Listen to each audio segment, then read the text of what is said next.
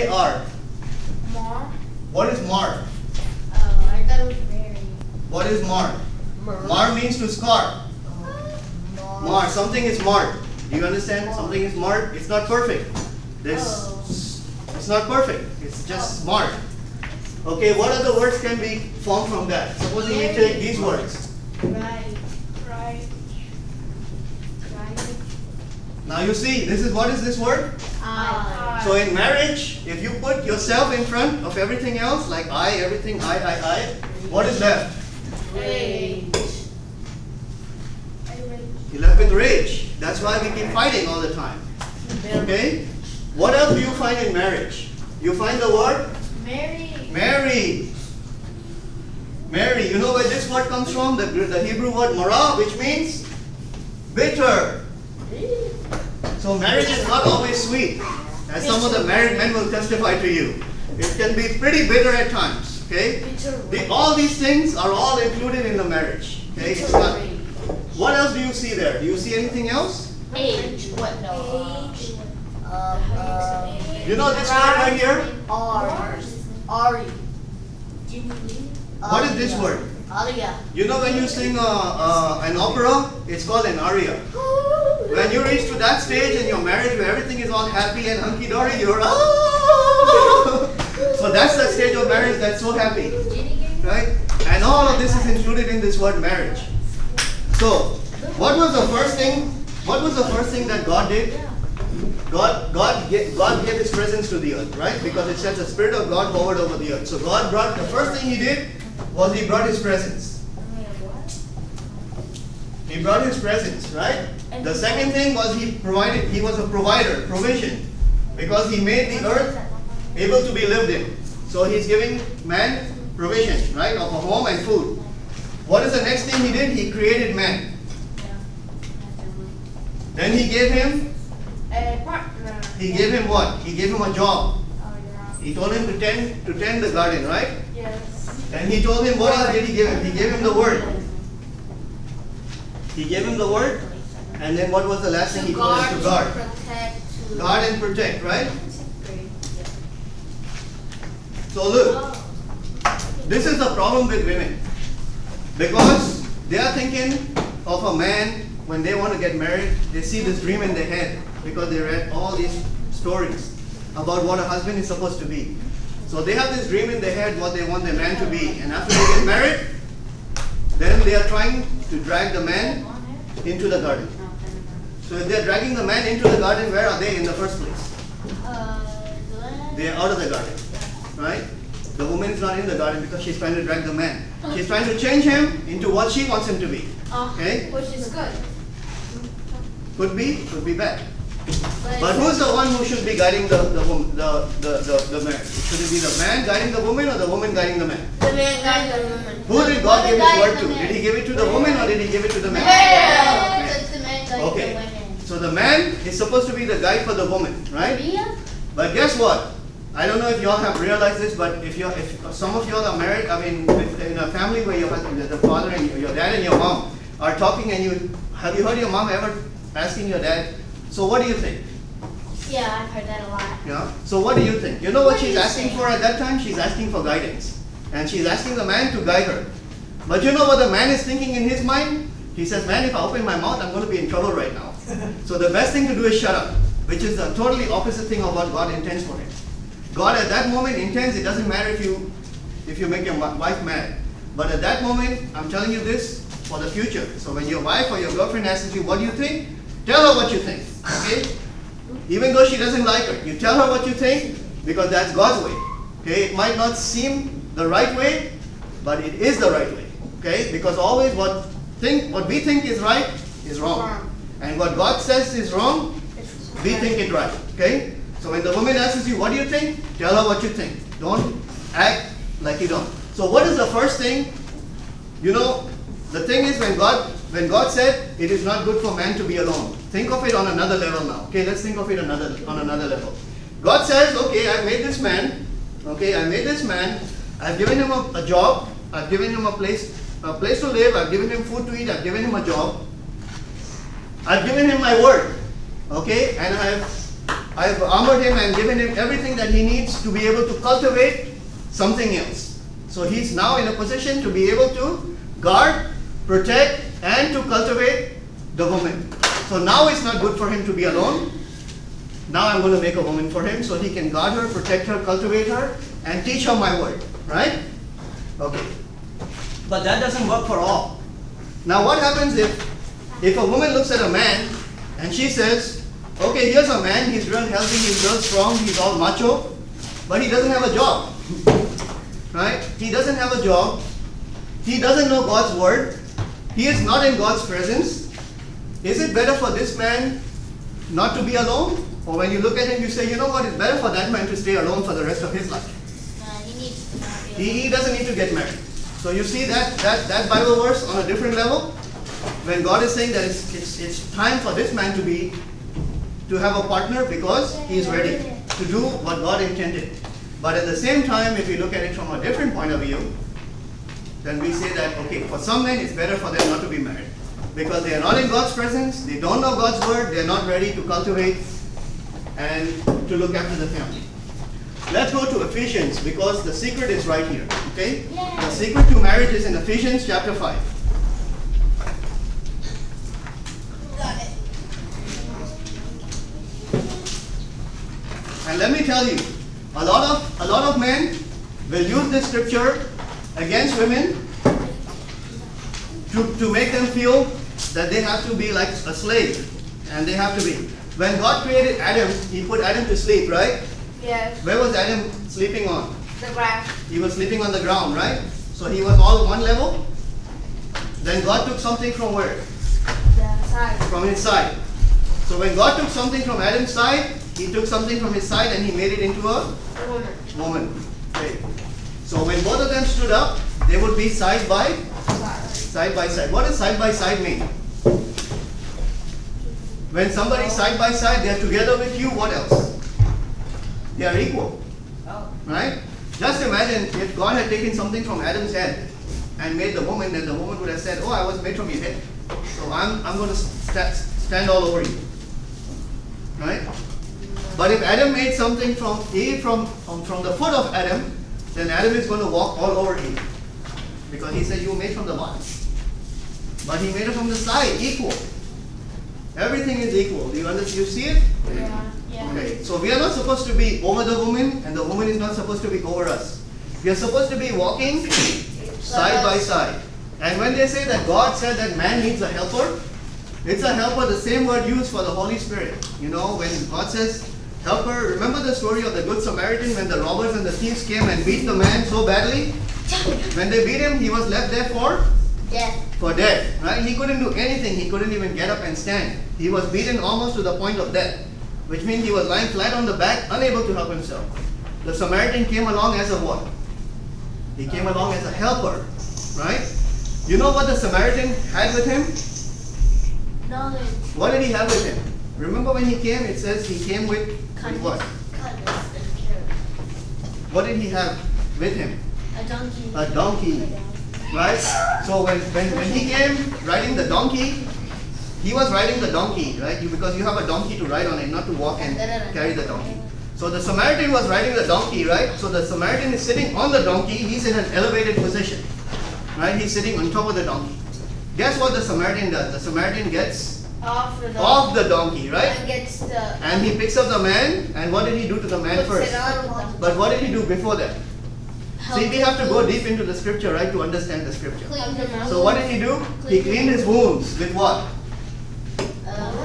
What did he clean his wounds with? Wine. With wine. And what did Jesus take the wine and change it into? Blood. So what did he clean his wounds with? Blood. With his blood. Right? Okay, you see the picture? Yeah. And what else did he pour on the wounds? Alcohol. What else? Come on, guys. We should be knowing this. The Good Samaritan. What did he pour on his wounds? He poured wine and oil. And what is oil? Oil represents the Holy Spirit. And so after Jesus left, he sent the Holy Spirit. So he gave us his blood, and he gave us the Holy Spirit, which is the oil, the anointing, to heal our wounds. And then he picked us up and he put us into his place on top of the donkey. Right? So now the man has Jesus' place. Because Jesus said, I took your place, you took my place. You understand? That's why we can look now at Jesus and say, as he is, so are we in this world. You understand where that scripture comes in now? Yeah. Because Jesus gave us his position. Okay? We are all high priests after the order of Melchizedek. We are high priests after the order of Melchizedek. We are not high priests after the tribe of Levi. Okay? We are not high priests after the generations of Levi. Okay? Or Aaron. We are not that high priest. That was a law of judgment. We are under the law of grace. When Melchizedek came to Abraham, he didn't come there to judge Abraham. What did he come with? He came offering Abraham what? What did he come with? Come on, guys. He came to Abraham offering him gifts of what? Kindness. What did he come with? What did he come with to Abraham? What did Melchizedek, king of Salem? Love. Genesis tells us Melchizedek, king of Salem, came offering to Abraham gifts of bread and Water. wine. So what was the bread and the wine? The bread and the wine. He was offering because Jesus is after the order of Melchizedek. That's what the book of Romans teaches us. Melchizedek was the pre-incarnate Christ. He was showing us that what was his purpose when he came to earth, to give us his blood and body and his blood. Now, I know this is going to sound a little bit atrocious to you guys. Listen. It's going to sound a little atrocious to you guys, but listen to this very carefully.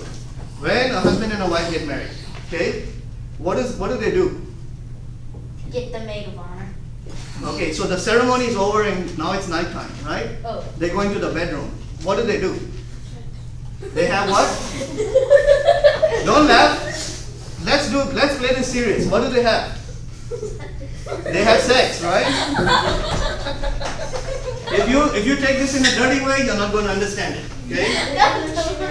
So they have sex, right? Okay, so when they're having sex, what is the man giving to the woman? A piece of him? He's giving her his body to share, right? To enjoy. What is the woman giving the husband? The same thing. She's giving her husband her body to share and take pleasure and enjoy it, right? So each of them are getting pleasure from each other. But what are they sharing? Their body. They're sharing their body, but what is inside the body? The blood. The blood. So the body comes with the blood. It can't come without the blood. You understand? Okay? So the body comes with the blood, right? The body comes with the blood. So when we say we are going to Mass on Sunday, right? And we call the Mass the marriage supper of the Lamb. So if the marriage supper of the Lamb, so who is the marriage supper between? The church and God. It's between church and God. So who is the church? We are. We are. So if we say that I'm the church, okay, I'm part of the church, I'm part of the body, that means I'm the body, and I go to Mass, and so the Mass is the marriage supper between God and me, right? What would that mean? That would mean that what? What would the marriage supper? So on one side is God. So on one side is God, and He's the husband, right? Yes. He's the husband, okay? And then there's me. And what am I? Yes. The wife. I'm the wife, right? So if we had to consummate this marriage, what would this mean? That God would have to share His body and blood with me, and I would have to share my body and blood with Him. Making sense? Yes. Okay. Now think. Don't think dirty, think clean, okay? If God shares His body and blood with me, how does He do that? The bread and wine. The bread and wine of communion, right? Because that's God's body and His blood. So He's sharing it with me for me to enjoy and to strengthen me. You get it? Okay. Now, if I have to share my body with God, how do I share my body? By coming to Mass. By what? Coming to Mass. By accepting Him and eating His body and His blood. So when His body and His blood enters me, by me accepting communion, He becomes one with me. Do you see it? Yes. Yeah. He shares His body and His blood, but I also take it. So we are becoming one. So because when that body and blood of Christ is in me, then that's why Jesus said that I am in you, and you are in me, and we are one. Do you understand? Yes. What John is saying? John is saying we are one. Because now Jesus is in us, because we've eaten His body and His blood. But He has also shed His body and blood by giving us His blood and His body to eat. Do you understand? Yes. This is very important because the whole Bible keeps talking about the marriage. If you don't understand the marriage, you're not going to understand this. Why is it so important for us to go to communion? Because it's a marriage. Every time we are going over there, we are celebrating the marriage supper of the Lamb. Why do we say when we go to the Mass, we lift ourselves up? Don't we say we lift up? What do we say? We lift what? We lift up our hearts. What do we say? We lift up our hearts, right? Why are we saying we lift up our hearts? Do you know why? Because physically, we can go to heaven, right? But spiritually, we are lifting ourselves up to that heavenly place, right? We are lifting ourselves up to. Why when we start the Mass, what is the very first thing we do after we start the Mass and the Father makes the introduction prayer? You know what's the very next thing we do? We confess our sins, right? We confess our sins, and then we ask for, what are we doing? Forgiveness. We're asking for penance. You see, that's the sacrament. We are going in the same order. Why do we get the baptism? Because when the priest comes with that little thing and he's sprinkling us, that's like a baptism. So we are going through all the sacraments when we are going through the Mass. When we start the Mass, the priest sprinkles the water on us. That's like the water of baptism being renewed. Right? We renew our baptism. Then we are asking God for penance. Then God is giving us His Word, because they read the Word of God on the ambo. Okay? And then we go to the marriage supper. That's what the bread and the wine is all about. Do you understand? Yes. But doesn't the church, the Father said only one baptism? It's only one baptism, but you remember when Jesus was washing the feet of the disciples? Yeah. He said when you take a bath, you don't need to take a bath. That means we don't immerse ourselves all the way into the water every time, because we are clean.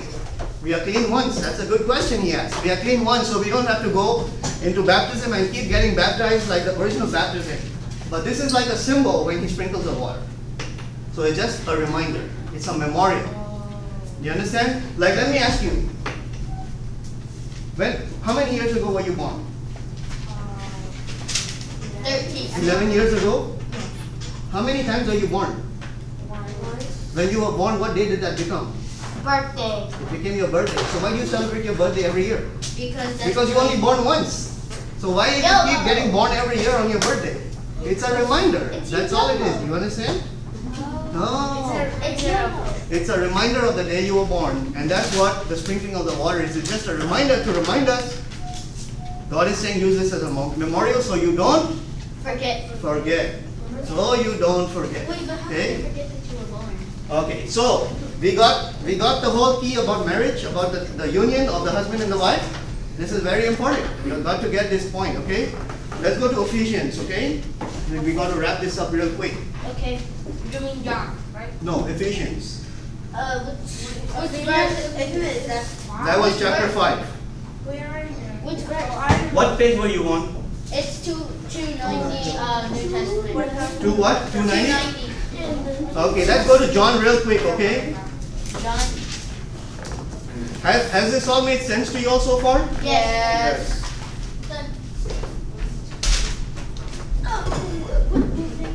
Okay, we are going to go to verse 21. You see where it says wives and husbands? Yeah. Okay. So we are going to read this real quick, okay? Be subordinate. So what does it mean to be subordinate? I don't know. Subordinate means to put yourself under. Yes. Okay? So when he says be subordinate, to put yourself under to one another.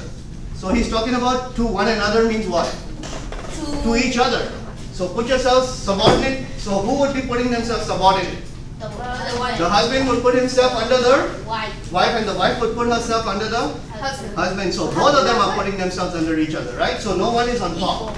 They are equal. You understand? Yes. Okay. So if you don't understand that line, you're not going to understand the rest. Make sure you understand this. The husband and wife are equal. They're not. The husband is not over the wife, and the wife is not over the husband. Okay? Now pay very careful attention to each word that we are going to read, because I'm going to ask you what one word is missing, and I want you all to figure it out. What one word is missing from this verse, from these words that I'm going to read to you. Okay, be subordinate to one another out of reverence for Christ. So who is he asking to be subordinate to each other? All of us. All of us. Okay, so he's asking for the husband and the wife to be subordinate. Okay. Now he's going to split it apart. He's going to give some instructions to the husband, and he's going to give some instructions to the wife. So pay attention. So these are the things that God expects from the husband, and these are the things that God expects from the wife. If you want your marriage to be happy, if you want your father and mother's marriage to be happy, if you want anybody's marriage to be happy, you can go explain this to them, and if they follow this, they will have a happy marriage. Okay? So it says, wives should be subordinate to their husbands as to the Lord. So this is a direct commandment to the wife. So what is the wife supposed to do? She's supposed to put herself under her husband as she puts herself under the Lord. Okay? So because she loves God, she's supposed to do this because she loves God. Do you understand? Yes, sir. Okay. For the husband is the head of the wife, just as Christ is the head of the church. Okay? Because just imagine, we are all one body, remember? Yes. Because when Christ is in us and we are in Christ, we are not two separate bodies, we become one body. Right? Just like the act of sex, when the husband and the wife come together, they are one body. They are not two separate bodies. Okay? So Christ is telling us, just like Christ is to the church, they become one body. So the husband and the wife are not two, they are one body. Okay? Just imagine, I'm going to ask you a question. If you and your wife are one body, okay? And say one day you look at your toe and you think that that's my wife. And you know what? I hate my wife. So let me take a hammer and I'm going to hit my toe really hard. Would you do that? No. Why? Because you're gonna hurt. It's going to hurt who? Yourself. It's going to hurt you. So when you are one body, this is what Jesus is telling you, that when you hurt the other person, you are actually hurting yourself. You understand? This is a kingdom principle. Just remember that. When you hurt your wife, you're hurting yourself. It's like you taking a hammer and whacking your toe because you said, I don't like my wife. Boom. See? And the same way, it works also for the wife. Because if the wife constantly, how could you hurt somebody? It's not just by a hammer. The wife could hurt her husband all the time, coming and nag, right? Just imagine, every day you get up in the morning, your wife comes to you and she doesn't say anything nice, she just you don't want to be around her, right? You want to always, so you need to explain that to your wives, okay? Tell them, hey, you know when they says, okay, let me go through this, I'll explain it to you. Okay, so so you know what? He says, just as Christ is the head of the church, He himself the savior of the body. So what did Jesus do? He saved the body, right? He saved the body. Why? Because he died for it. Yes. When it says save the body, who he's talking about? The body is who? The body is the church. The body is us. He saved the body of the church. Do you understand? Okay? And it says, now it's telling the husband, so that's the wife, right? So that she's supposed to put herself subordinate to the husband. But now the command is to the husband. It says, husbands, love your wives, even as Christ loved the church and handed himself over for her to sanctify her, cleansing her by the bath of water with the word. So he's cleansed her with the bath of the water with the word. So what is cleansed the wife? It's the word of God. He's cleansed her with the word. Okay? By the bath of water that he might present to himself the church in splendor, without spot or wrinkle or any such thing. So think of this as marriage being an experience of doing laundry. You say, Mr. Neil, huh? How is marriage like doing laundry? You do one thing. When your clothes are dirty, what do? You take them. You take it and you Clean it. wash it, right? So this is the washing of the word, right? So this is wash. So just imagine if I was a cloak, right? If I was a piece of cloth that was dirty and I needed washing, and so Jesus comes and he picks up the cloth and he throws it into the washer and he puts a whole bunch of detergent in there and he puts it on hot, right? And he closes the door. So for 35 or 40 minutes I'm going, oh my God, stop. Why? Because I'm burning with the hot water. The detergent is all over me and it's hurting and I'm going round and round like I can't stop. But Jesus says that you need that to what? To clean you up. So all the dirt can come out. Do you understand? This is why we go through trials in life. This is what Jesus is doing to us. He's putting us through the washing machine. After we are washed, he says he takes the cloth out, and after he's put it on the clothesline and he's let it dry, but it has a lot of wrinkles in it. Right? And it has a lot of blemish and spots. So what does he do now? The spots he took it off with the washing, right? But how does he take the wrinkles off? Iron. With the iron. So now you think that the washing machine was bad. Now think about something really, really hot coming and scalding you. But after he's finished with the ironing and he picks up the garment, he presents it to himself. So now he has a clean and a wrinkle-free garment that he can wear like a suit, and he's giving it to himself as a gift. So what Jesus is teaching us here is he says this is how you have to treat your wife. You treat her like you wash her with the word, not put her into the washing machine and throw detergent in there, but you treat her, you wash her with the word. So you're constantly speaking the word of God to her, and that's what cleans her, and that's what's going to make her wrinkle-free. And then after she's ready, you can look at her and you say, okay, this is my present. And you're so happy because you got the best present ever. Your wife is a beautiful bride. She's not somebody that's going to come nagging after you all the time and make your life a living hell. You understand? Yes. So, it says that he might present to himself. So he's presenting to himself. So it's a present. He's presenting to himself the church. And we are in verse 27 right now if you want to follow. That she might be holy and without blemish. So without blemish means no fault. Everything is perfect, no blemish. So husbands should love their wives as their own bodies. Right? So you don't hit yourself on the toe. For no one hates his own flesh, but rather nourishes and cherishes it. Do you understand all that now? Is that verse making sense to you? Even as Christ does the church, because we are members of his body. Okay, so it says again, for this reason a man shall leave his father and his mother and be joined to his wife, and the two shall become one flesh. Okay, this is a great mystery. So when Paul says this is a great mystery, what is the great mystery he's talking about? Marriage. This is the mystery, right? He's talking about this mystery, right? The marriage covenant. He says this is the mystery that he's talking about. He says, but I speak in reference. So to understand this mystery, you have to understand it in reference to Christ and the church. So you have to understand it in reference to God, which is Christ as the husband, and us, the wife, as the church. If we understand this relationship, then we'll understand what marriage is supposed to be. Do you follow? Yes. Okay. So this is the great mystery, but I speak in reference to Christ and the church. In any case, each one of you should love his wife as himself, and the wife should respect her husband. Do you know in all these verses that we read, did God give the command anywhere for the wife to love her husband? No. Go back and look and tell me. Can you find it where God says to the wife to love her husband? Yes. No, it doesn't. Huh? So this is why I want you to go back and read that. Can you find anywhere where God says to the woman or to the church to love her husband? Who does he command all the time to love? The husband to love the wife, but he never commands the wife to love the husband. But what does he command the wife to do? Respect. Respect. Remember that, young lady. Yeah, because When you grow up, if you respect your husband, you know why? Because the wife is a receiver. She's not the giver. Who is the giver? It's the man. The man gives love to the wife. The woman is a reciprocator. So whatever the husband gives to his wife, that's what he gets back. So if your wife is nagging at you, or if she behaves in a way that is unpleasant to you, it's because you are giving her something that she doesn't like, and she just in like manner she is returning it back to you. So if our wives are doing something that we are not happy with, whose fault is it? Ours. It's ours. It's ours. Because we are doing something that's irritating her, and she's just reacting. She is reacting because that's all she can do. She's a reactor. She's not an instigator. She's not the giver. So look at this. This says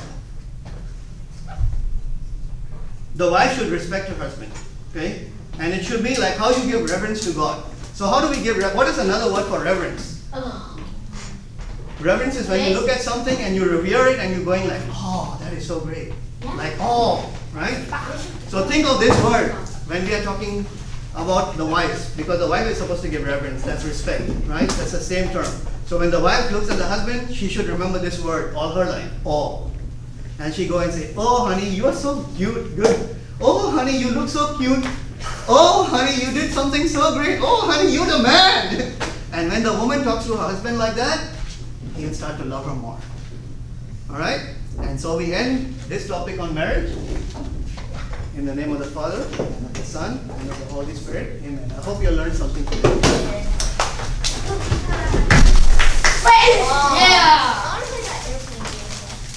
Just move in one word and see if it's enough. There we go.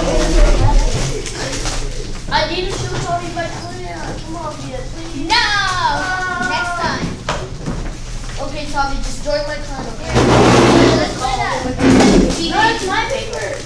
TKG master, the TK, Any problems? G and M. Tommy, the TK, G and M are Yeah, wait. The end of the hand. Do they make- Someone make the Wait, one minute. Yeah. Here. Okay, guys, just 2 quick seconds. I was just corrected on one thing, that the holy honors is only given to the priests, not to the brothers and sisters, which would mean that the nuns do not receive holy honors, okay? Okay. So I correct myself there, alright? Okay.